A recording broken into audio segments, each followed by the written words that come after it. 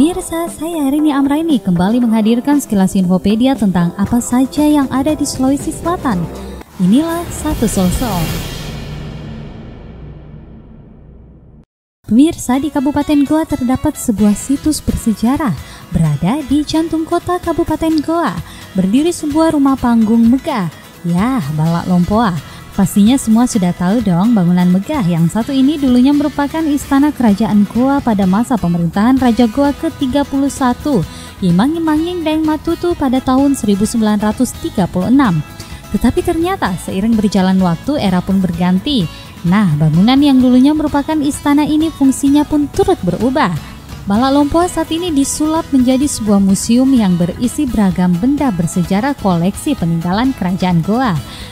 Apa-apa saja ya isinya? Wah, bahkan beberapa benda diyakini merupakan benda pusaka loh, seperti tombak rotan berambut ekor kuda, parang besi tua, keris emas yang memakai permata, gelang emas berkepala naga, kancing dan anting-anting emas murni serta kalung kebesaran. Yap, demikian Satu Sulsel kali ini pemirsa. Saya Rini Amraini, tetap saksikan infopedia kami berikutnya dalam Satu Sulsel.